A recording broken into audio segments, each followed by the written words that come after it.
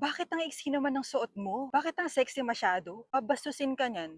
Okay, may mga nagsasabi pa rin kasi hanggang ngayon na ang bastos na tingin ay fault daw ng mga babae dahil sa maiksing suot. Alright, choice sa mga babae ang manamit ng komportable. Hindi nila trabaho linisin ang taong may mali siyang mag-isip. Bakit nga ba nagsusuot ng pa-sexy or maikli minsan? Una, mainit kasi sa Pilipinas. Gusto nyo magbalot mga babae?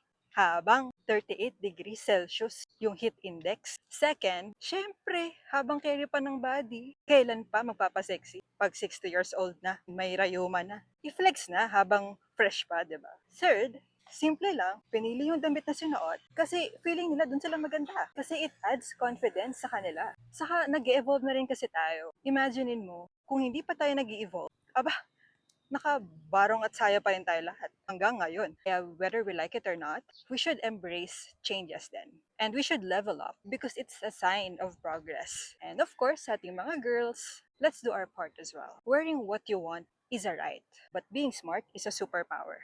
Always consider the 4S. Situation, setting, safety, and style. Kung nasa dagat ka, syempre, acceptable mag two-piece because it's a swimwear. Alangan namang magpajama ka habang nagsasurfing, di ba? Pero kung mag-isa kang naglalakad sa madilim na eskinita hating gabi, consider your safety first. Hindi dahil mali ang suot mo, kundi dahil minsan may mga taong mali ang pag-iisip. And kailangan din natin makasure na safe tayo. A woman's outfit is never an invitation for disrespect. Ang respeto ay hindi nakadepende sa haba ng palda, kundi sa lalim ng pagkatao ng tumitingin. Wear your confidence, dress for yourself, and stay safe.